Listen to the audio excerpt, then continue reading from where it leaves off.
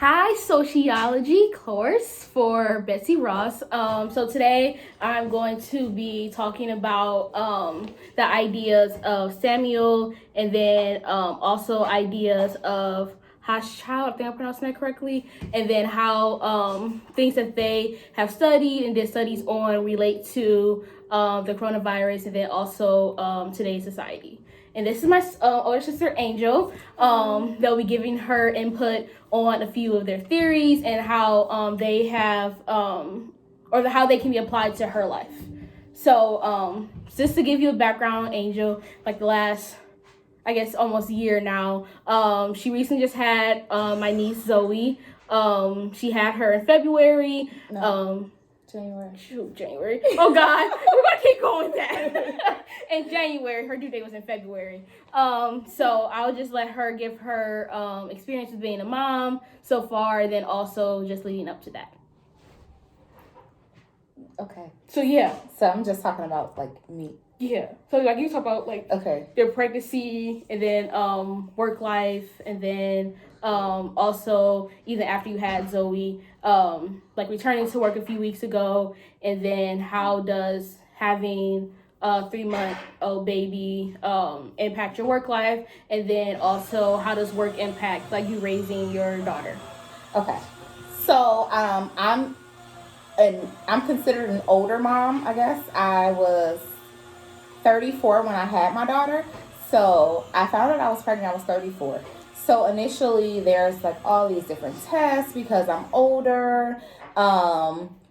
And so in the beginning it was very stressful, and then working, I was still working full time. So working full time, dealing with being pregnant and considered a gestational pregnancy. Well, technically at 35 you're gestational, but at 34 I was right on the border. So I had to do all these additional tests. And that was stressful, trying to maintain my focus at work while not trying to stress about delivering a healthy baby.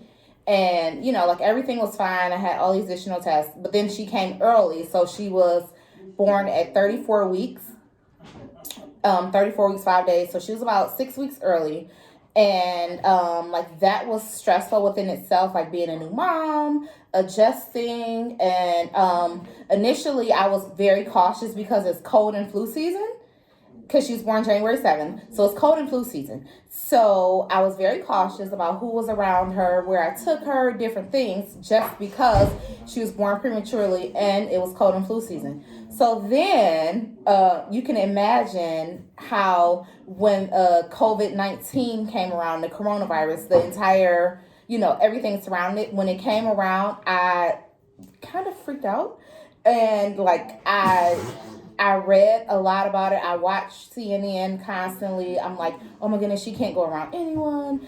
I don't want anyone near her. It's so terrifying. And I was on maternity leave for 3 months.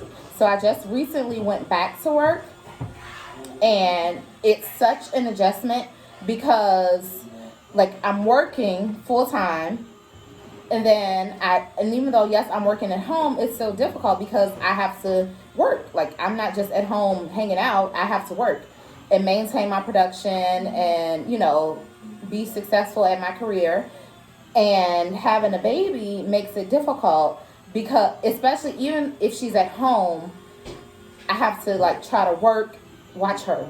So oftentimes I end up working later than I'm supposed to, just to make sure that I complete what I needed to do that day. And then when I get off work, now she needs, mommy's full attention. So I'm making bottles, changing diapers, doing laundry, cleaning the house, cooking dinner, all of these different things. And then with the coronavirus going on, you don't have access to all of your resources. I can't, take her to my mom or my sister or different things because we're, on lockdown or social distancing. And so I have limited interaction, or she has limited interaction with other family members that will be available to help if we weren't going through this pandemic. Yeah.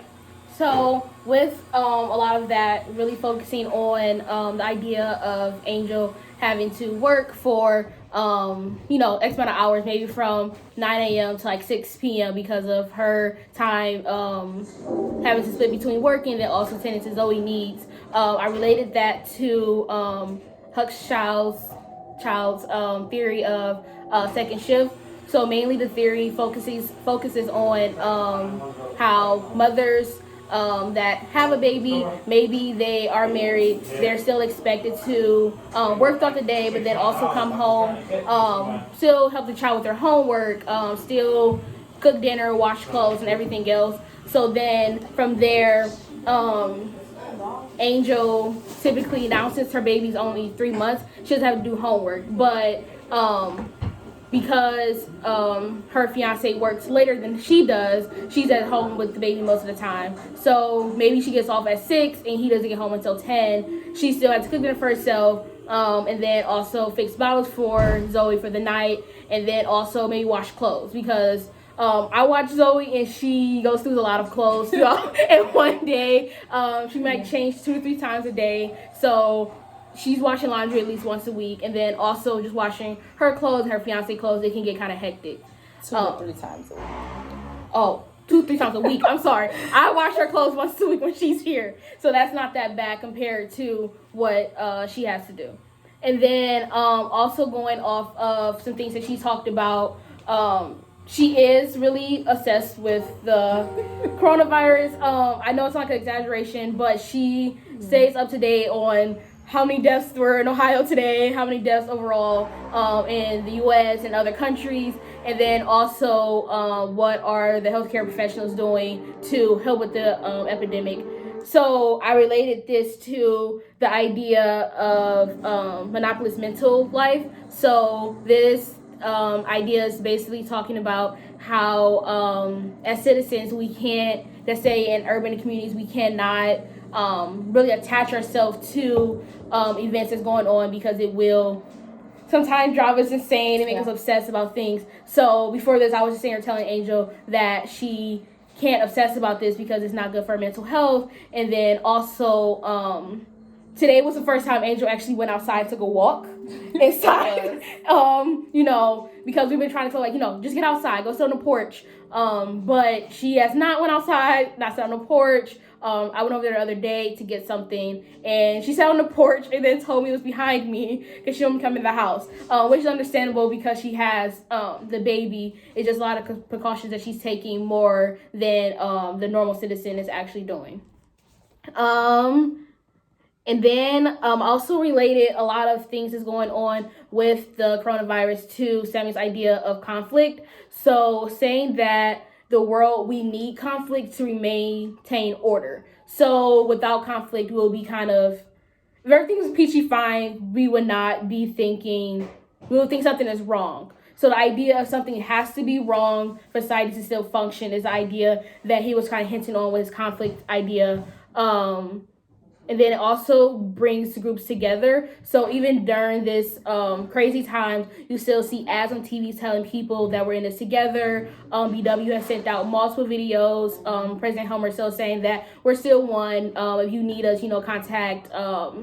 We can still use our resources. We can still use the Learning Center. We can still use counseling. So just saying that everyone is still one in this time is really important. And then lastly, another idea that I thought was really important was the idea of properties of money that Samuel also brought up.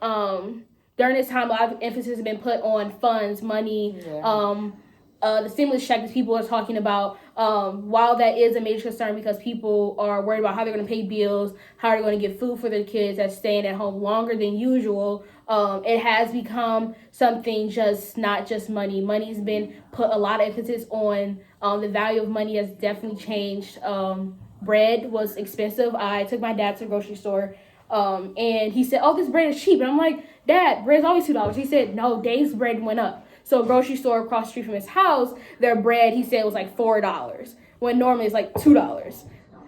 So just thinking of how difference an epidemic can change prices and things, and then just also thinking about on social media, people are buying big large amounts of toilet paper and paper towels to the point where other people can't buy anything.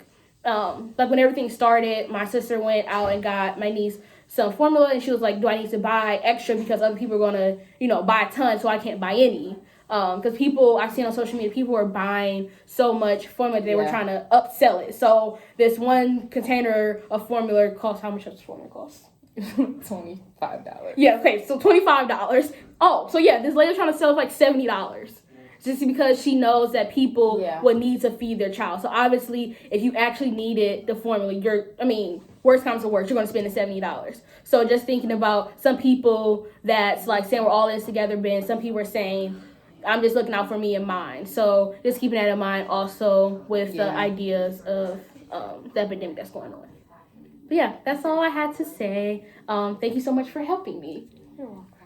Bye, everybody. Bye, guys.